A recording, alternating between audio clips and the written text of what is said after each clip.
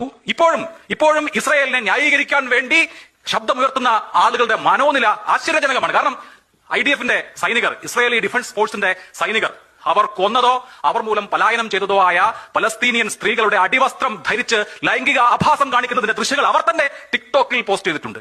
ആ മനോനിലയ്ക്ക് തുല്യമായ മനോനിലയായിരിക്കും ഇസ്രായേലിന്റെ ഈ കൊട്ടും ക്രൂരകൃത്യത്തെ ന്യായീകരിക്കുന്ന ഓരോ ആളുടെതെന്ന് ഞാൻ പറയും. കാരണം മനുഷ്യനായി പിറന്ന ഒരാൾക്കും, മനുഷ്യനായി ജീവിക്കുന്ന, മനുഷ്യത്വം മരവിക്കാത്ത ഒരാൾക്കും ഇസ്രായേൽ ചെയ്യുന്ന ഈ വംശഹത്യയെ എതിർക്കാതിരിക്കാൻ കഴിയില്ല.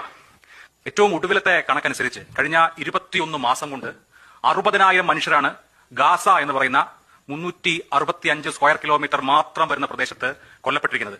ഇത് റിക്കവർ ചെയ്ത ഡെഡ് ബോഡികളുടെ കണക്കാണ്.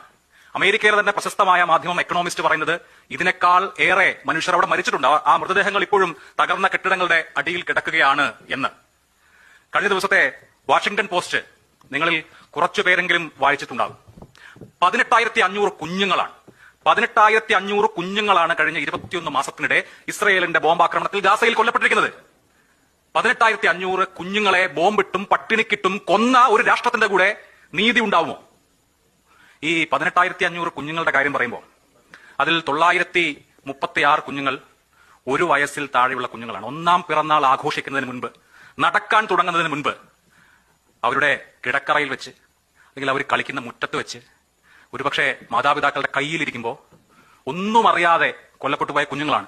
പാൽമണം മാറുന്ന പ്രായത്തിന് മുമ്പ് കുഞ്ഞുങ്ങളെ ഇത്തരുണത്തിൽ കൊന്നുകളയുന്ന ഒരു രാഷ്ട്രത്തിനൊപ്പം നീതി ഉണ്ടാകുമോ? അത് നീതിയുടെ ഏത് അളവുകോൽ വെച്ച് അളക്കുമ്പോഴാണ് നമുക്കത് പറയാൻ കഴിയുക?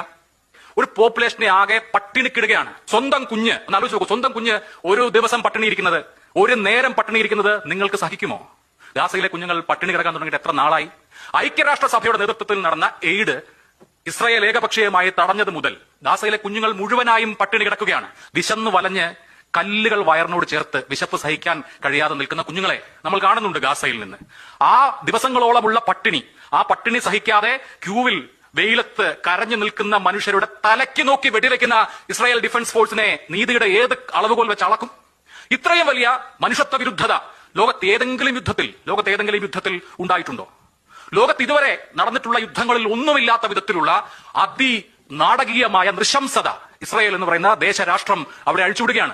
ജേർണലിസ്റ്റുകളെ, പത്രപ്രവർത്തകരെ പട്ടിണിക്കിട്ട് കൊല്ലുന്ന ഒരു രാഷ്ട്രത്തിനൊപ്പം നീതി ഉണ്ടാകുമെന്ന് നിങ്ങൾ ആരെങ്കിലും വിചാരിക്കുന്നുണ്ടോ? സ്വന്തം കുഞ്ഞുങ്ങളുടെ മുഖം, സ്വന്തം കുഞ്ഞുങ്ങളുടെ കൺമുമ്പിലുള്ള ഏതെങ്കിലും ഒരാൾക്ക് ഈ നാരകീയമായ നൃശംസതയെ എതിർക്കാതിരിക്കാനാകുമോ? അതിനോടൊപ്പം ഒരു മൗനം കൊണ്ടെങ്കിലും ചേർന്ന് നിൽക്കാൻ കഴിയുമോ? അത്ഭുതകരമാണ്. ഇപ്പോഴും ഇസ്രായേലിന്റെ ഈ വംശഹത്യ ശരിയാണ് എന്ന് വിശ്വസിക്കുന്ന ജനങ്ങളുണ്ടെങ്കിൽ എന്നെ പോലെയുള്ള ആളുകൾക്ക് അത് വലിയ അത്ഭുതവും